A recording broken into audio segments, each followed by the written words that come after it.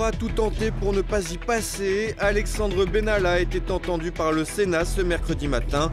Un grand nombre de questions sont restées inexpliquées malgré les efforts de l'ancien chargé de mission de paraître précis. Il était attendu comme le Messie et puis finalement flop. Après 16 mois passés au ministère de l'Éducation nationale, Jean-Michel Blanquer se met à dos les enseignants sans pour autant avoir opéré de réformes structurelles. C'est le dernier bastion syrien occupé par les djihadistes. Idlib est en passe d'être libéré. Située à la frontière turque, la région est scrutée par le monde entier et sera libérée par étapes sous les yeux accusateurs de la communauté internationale. Madame, Monsieur, bonsoir. Alexandre Benalla est passé sur le grill après avoir refusé dans un premier temps la convocation de la commission d'enquête sénatoriale. L'ancien chargé de mission de la présidence de la République s'est finalement exprimé sans fournir de réelles explications. Thibaut Bastide.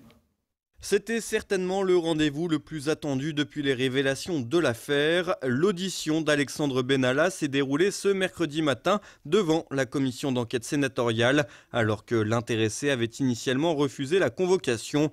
Pendant 147 minutes, l'ancien chargé de mission à la présidence de la République a ainsi répondu à plus d'une cinquantaine de questions, après avoir prêté serment de dire toute la vérité, rien que la vérité, aux grandes dames de l'exécutif.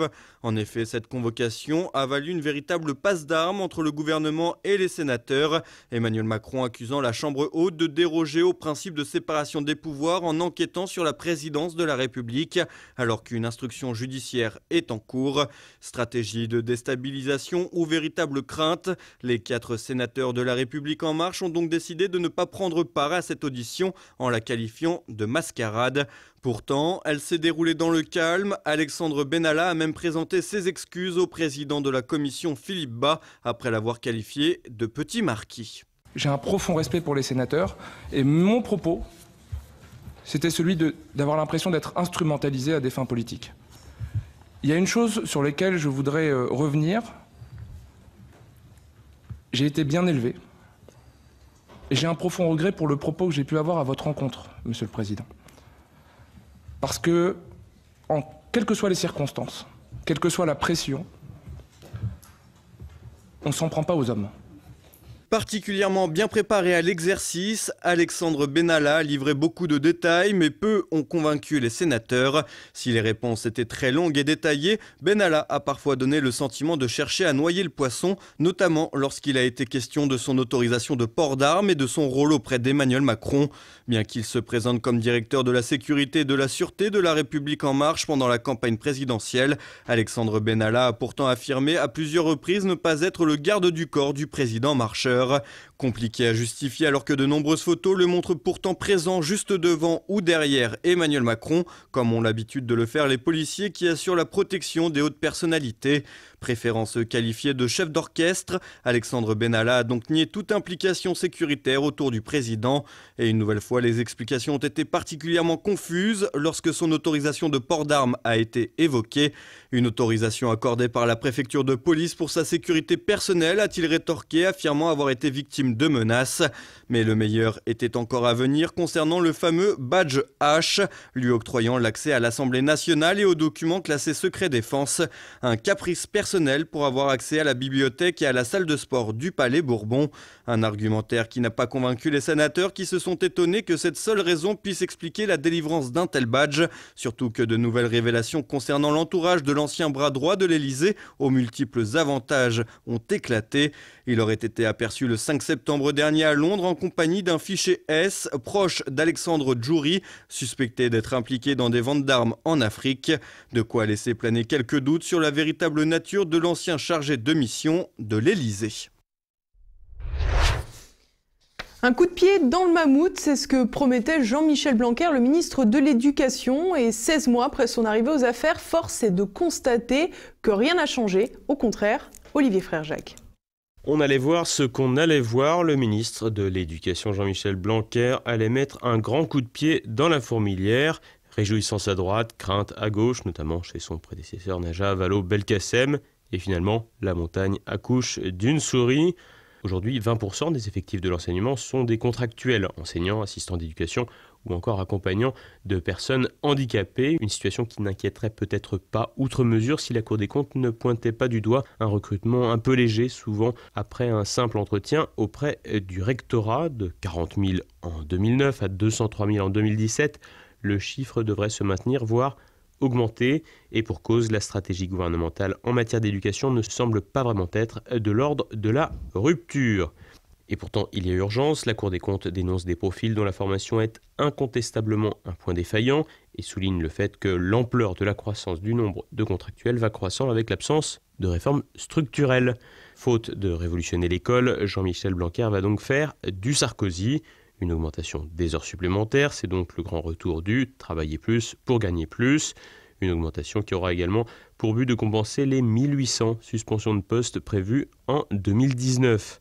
Ainsi, le chef d'établissement pourra imposer, en cas de besoin, 2 heures supplémentaires aux enseignants contre 1 heure jusqu'à présent. Des heures supplémentaires exonérées de cotisations fiscales et censées augmenter le pouvoir d'achat des professeurs. Petit coup de pouce aussi pour les enseignants officiant en zone d'éducation prioritaire renforcée avec une prime de 3 000 € par an d'ici 3 ans. Pas sûr que cela suscitera des vocations dans les quartiers dits difficiles. Ces propositions ont un coût, 2 milliards d'euros. Des réformettes qui n'ont pas séduit les syndicats d'enseignants. Des centrales comme le SNES, le SNALC et SUD appellent déjà à la grève le 27 septembre prochain.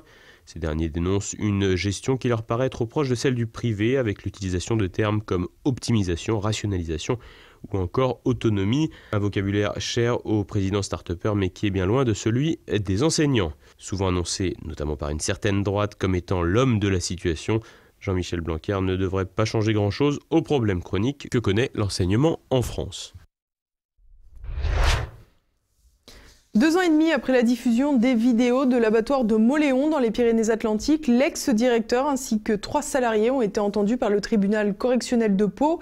Ils étaient jugés pour mauvais traitement sur les animaux. 11 associations, dont la SPA et la Fondation Bardot, étaient parties civiles. 6 mois de prison avec sursis et 300 000 € d'amende. Voilà les réquisitions faites à l'encontre de l'ancien patron de l'abattoir de Mauléon, épinglé dans les vidéos de L214 diffusées en 2016. Il faut dire qu'en observant les images, les experts ont pu relever pas moins de 195 infractions.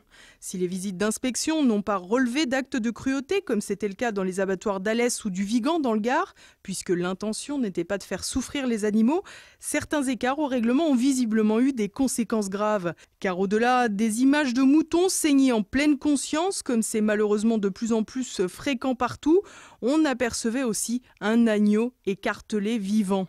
À ce sujet, l'un des ouvriers expliquait être seul à ce moment sur la chaîne d'abattage, occupé à la saignée. Il n'a donc pas pu intervenir pour décrocher l'agneau en question. Les employés ont systématiquement pointé les cadences de travail pour expliquer les manquements au règlement. L'ancien directeur, de son côté, s'est montré surpris quant à cette défense, estimant qu'il avait administré son établissement pendant 40 ans sans jamais avoir eu l'impression d'être un esclavagiste. En plus du manque de personnel, les employés ont aussi dénoncé la vétusté des installations de l'abattoir et la défaillance de certains outils. De son côté, l'ancien dirigeant de l'établissement, qu'il juge petit pour ne pas dire familial, explique avoir eu des difficultés à recruter du personnel. Il a toutefois indiqué qu'il gérait le nombre de bêtes en fonction des salariés présents. Les débats devant la Cour ont donc rappelé les divers arguments prononcés lors de la commission d'enquête parlementaire, une commission qui avait mobilisé beaucoup d'interlocuteurs et s'était finalement transformée en montagne accouchant d'une souris, puisque la principale préconisation était d'installer la vidéosurveillance sur les chaînes d'abattage, une préconisation finalement abandonnée. De même, les peines encourues pour de la maltraitance n'ont pas été réévaluées. D'ailleurs, malgré la violence des images et des traitements subis par les animaux, les employés ne risquent que 750 € d'amende, l'équivalent d'une contravention pour excès de vitesse. En revanche, l'abattoir et l'ancien directeur répondent de tromperie sur la nature, la qualité ou l'origine de la marchandise. C'est pour ces accusations qu'ils risquent jusqu'à 2 ans de prison ferme et 300 000 € d'amende. Une zone tampon entre la Syrie et la Turquie. Pour éviter un nouvel affrontement meurtrier dans la région d'Idlib, la Russie et la Turquie se sont entendus sur la mise en place d'un espace démilitarisé entre les positions de l'armée syrienne et celles des djihadistes. Olivier Frère-Jacques. 7 ans de conflit et toujours des poches de résistance rebelles et islamistes, la Syrie ne semble pas encore voir le bout du tunnel. Le pays ne retrouvera pas sa pleine et entière souveraineté dans l'immédiat. En effet, les parties prenantes au conflit, et qui semblent aujourd'hui mener la danse, à savoir la Russie et la Turquie, ont convenu de la mise en place d'une zone démilitarisée dans la province d'Idlib. Vladimir Poutine et son homologue Recep Tayyip Erdogan se sont vus 2 fois en l'espace de seulement 10 jours pour évoquer ce dossier épineux. La zone démilitarisée en question s'étirera le long de la ligne de contact entre les milices antigouvernementales et les troupes régulières. D'une profondeur de 15 à 20 km, la ligne devrait être mise en place à compter du 15 octobre, si l'on en croit les déclarations de Vladimir Poutine à l'issue de sa rencontre avec Recep Tayyip Erdogan à Sotchi. Le maître du Kremlin a cependant mis comme condition l'évacuation de certains groupes radicaux armés comme Al-Nosra, rebaptisé Hayat Tahrir al-Sham, HTC, ancienne branche terroriste islamiste d'Al-Qaïda qui avait les faveurs de l'ancien ministre des Affaires étrangères français, Laurent Fabius. Une évacuation qui devra faire l'objet d'une définition commune de ce que sont les organisations dites radicales de la part des services turcs et des services russes. Erdogan et Poutine ont également décidé d'un retrait des armes lourdes, chars, lance-roquettes et mortiers dans la zone. Le secteur démilitarisé ne le sera néanmoins pas complètement puisque les troupes russes et turques y disposeront de patrouilles. Un accord russo-turc qui met fin à l'hypothèse d'une offensive russo-syrienne contre Idlib, un temps envisagé par le ministre russe de la Défense Sergueï Shoïgou. Une nouvelle opposition armée et ses conséquences humanitaires dramatiques semblent donc temporairement évitées. La Turquie, elle, s'épargne l'arrivée de dizaines de milliers de réfugiés, des réfugiés parmi lesquels de potentiels terroristes qui auraient ensuite pu prendre la destination de l'Europe occidentale. Reste que l'accord demeure fragile. La Turquie obtient le droit d'agir dans la région d'Idlib, province qui serait aujourd'hui peuplée de 2,5 millions d'habitants, parmi lesquels quelques dizaines de milliers de forces dites rebelles et djihadistes. Mardi, les islamistes de HTC ont ainsi rejeté via un communiqué tout retrait de la future zone démilitarisée, où leur présence a été renforcée par l'arrivée de Ouïghours venus de Chine. La zone démilitarisée passe donc pour une solution temporaire qui ne met pas fin au problème des groupes armés, islamistes ou non. Turcs et Russes négocient à présent et l'Occident européen comme américain semble plus que jamais hors jeu. L'Iran de son côté paraît renforcé diplomatiquement puisque Téhéran était défavorable à une nouvelle offensive militaire qui aurait probablement conduit à un désastre humanitaire. De son côté, l'État syrien n'est toujours pas maître de son destin. Loin de retrouver sa souveraineté territoriale, le pays doit se contenter de regarder son allié russe négocier avec le voisin turc. Et on repart avec Thibaut Bastide pour l'actualité en bref. Cédric Herrou enfariné lors de la projection d'un film retraçant son action en faveur des clandestins à Valence dans la Drôme. Le militant d'extrême gauche a été accueilli par des militants de Génération Identitaire qui lui ont jeté de la farine au visage. Si le passeur de clandestins a voulu prendre l'acte avec humour, il a néanmoins parlé d'une agression dangereuse et d'une attaque à la culture et à l'art. Audi se met au haut de gamme électrique. La marque allemande a présenté lundi la e-tron à San Francisco, aux États-Unis. Un lancement chez l'oncle Sam qui n'a rien d'anodin alors que les États-Unis se sont récemment attaqués aux constructeurs allemands provoquant le scandale du Dieselgate. Le nouveau bolide présenté dans l'antre de la high-tech et de l'innovation de la Silicon Valley se présente comme une promesse pour le futur du constructeur allemand. Les premiers modèles seront livrés à la fin de l'année pour la coquette somme de 80 000 € minimum. Le bolide serait capable de rouler 400 km en autonomie. En revanche, les amateurs de sensations de conduite devraient être déçus par un véhicule déjà jugé peu performant. 3000 tricheurs pour le marathon de Mexico. L'organisation de ce 42,195 km hors stade a disqualifié pas moins de 3090 coureurs pour tricherie.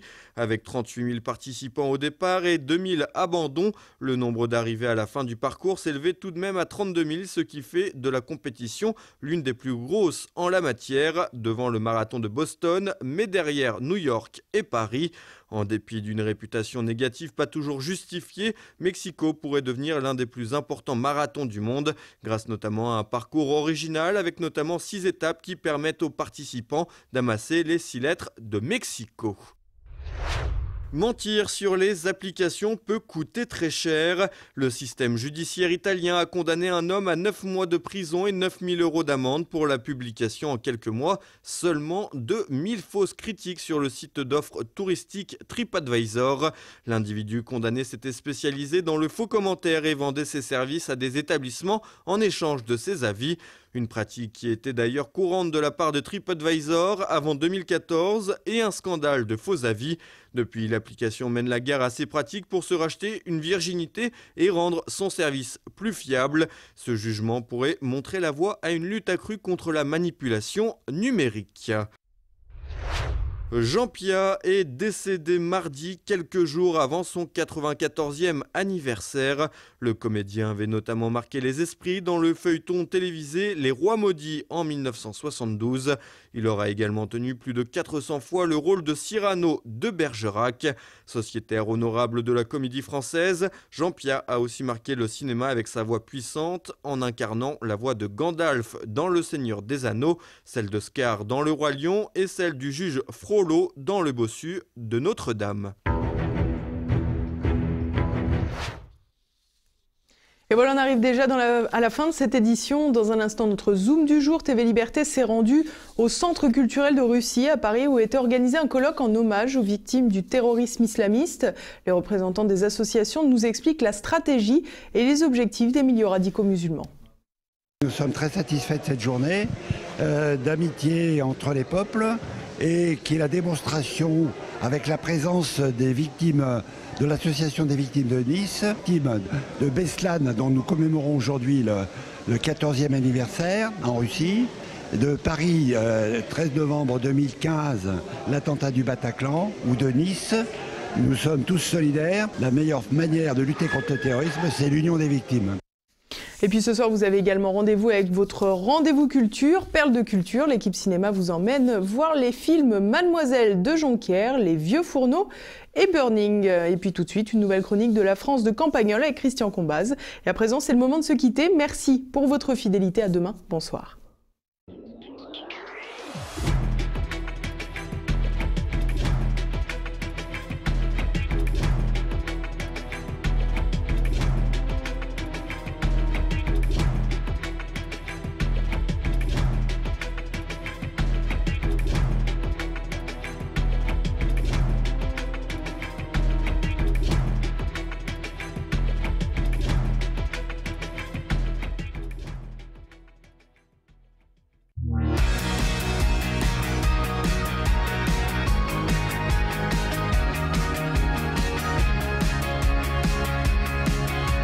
Pendant ces mois d'été campagnards qui sont propices au désœuvrement, au jardin, aux menus travaux sur les volets, au changement d'un lino ou d'un évier, les propriétaires de grandes maisons humides s'attaquent parfois au rangement, qui est un exercice plus délicat parce que la question se pose toujours de ce qu'on garde ou ce qu'on garde pas.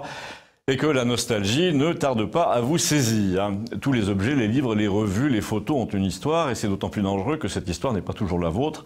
Je m'explique, les propriétaires des grandes maisons dans ma génération, surtout s'ils sont célibataires, deviennent un peu le dépotoir de toute leur fratrie. Vous avez toujours la sœur divorcée qui est partie avec un type à La Réunion ou à Madagascar, qui vous a laissé les 4 meubles qu'elle tenait de son père. Vous avez le financier installé à Londres qui vous a laissé sa collection de bandes dessinées, les albums de photos, les diapositives dans leur accordéon de plastique, les vieux Macintosh, les collections reliées de Paris Match ou d'Historia. Les livres de l'été 1969, la série des Janine Boissard ou des Frédéric Hébrard que plus personne ne lit, qui font référence à une France disparue, où on se mariait encore, où on avait des maîtresses, où on faisait sa communion, où on avait des grandes propriétés comme dans les feuilletons de TF1. Ajoutez à ça vos propres souvenirs. Si vous avez connu beaucoup de gens érudits, plus ou moins célibataires, la famille, le jour de l'enterrement, vous dit si vous voulez garder les livres. Hein, et naturellement, comme c'est la sœur préférée qui vous le dit, vous gardez les livres. Donc l'autre jour, j'essaie d'empiler 2 cartons vermoulus au grenier, et il y en a un qui lâche et qui soudain répand sur le plancher une douzaine d'albums du Grand Duduche, avec leur couverture bicolore. Et là, vous vous dites quand même quel raccourci saisissant pour une chronique. Parce que la France du Grand Duduche de Cabu n'était pas n'importe quelle France, c'était la nôtre. Une France avec des châteaux, des aristocrates, des curés, des ouvriers de la métallurgie, des restaurants du dimanche, avec des petits garçons qui portaient une cravate à 8 ans, des filles en robe courte. Et la façon dont elle a tourné, cette France nous concerne, et ce qui est arrivé à l'auteur de cette bande dessinée nous concerne aussi ô combien. Dans l'ordre, revenons-y si vous le voulez, si vous le permettez. Le Grand-Duduche est donc un adolescent dont nous avons lieu de supposer qu'il était le portrait de l'auteur, Cabu, un garçon dont la coiffure au bol, la coiffure au saladier, disons, lui couvrait le front et les oreilles. Un garçon de 14 à 17 ans qui, au fil des albums, un peu trop grand, chaussé de baskets, vêtu d'un blue jean. On lisait la chronique de ses années lycéennes dans un journal nommé Pilote, auquel la France des futurs 68 arts était abonnée. Et la chose frappante, quand on s'y replonge, c'est le fil rouge de la contestation de l'autorité qu'on y trouve. D'abord, la France qui lisait ça, c'était justement celle des petits garçons en cravate à élastique qui voulaient un velours Lévis et une chemise à carreaux pour ressembler à John Lennon et au Grand-Duduche. Et ensuite, au fil des années, on a vu se développer dans ces albums toute une vision de la société qui nous préparait grosso modo à l'ère Mitterrand. Les profs étaient plus ou moins des pros, des gros fachos avinés. Le proviseur avait un cou épais, des grosses lunettes. Les parents d'élèves étaient des salauds qui prenaient l'ordre et la discipline. Les immigrés avaient toujours raison et les CRS toujours tort. Dans sa vision de la province ou de la petite ville, dans le cas de Cabu, c'était Chalon-sur-Marne. Il y avait la caserne, l'armée, qu'il a toujours rebuté. Il a dessiné aussi les couvertures de Maxime Le Forestier à l'époque où il chantait parachutiste. Je ne sais pas si vous vous souvenez. Il avait fait 27 mois en Algérie, mais quand il a vu surgir le radicalisme islamique, ça l'a quand même beaucoup surpris, figurez-vous, donc on ne peut pas être observateur sur tout. En tout cas, ça lui a infligé un doute, c'est très visible. Après avoir relu quelques Grand-Duduche, j'ai regardé ses derniers dessins sur Internet, ses dernières couvertures de Charlie Hebdo, il s'est visiblement aperçu sur le tard qu'il avait négligé un truc. Vers 2005, l'islamisme a remplacé dans ses dessins les beaufs et les militaires. Il a voulu se convaincre que c'était pareil, mais non, c'était pas pareil. La preuve, il en est mort. Les uns tirent à bout portant sur les dessinateurs, les autres, depuis le général Boulanger, depuis l'affaire Dreyfus, ne bronchent pas contre les caricatures. C'est ça la classe, l'éducation, c'est même ça la civilisation. Et c'est ça qui vous inflige un quart d'heure de nostalgie quand vous parcourez les albums de Cabu. La civilisation a reculé, la fille du proviseur ne porte plus de jupe courte. Et le dernier recours qui lui a manqué au dessinateur ce jour-là, ce sont justement ces fameux militaires qui ne pouvaient pas supporter. Souvenez-vous-en et faites passer, merci.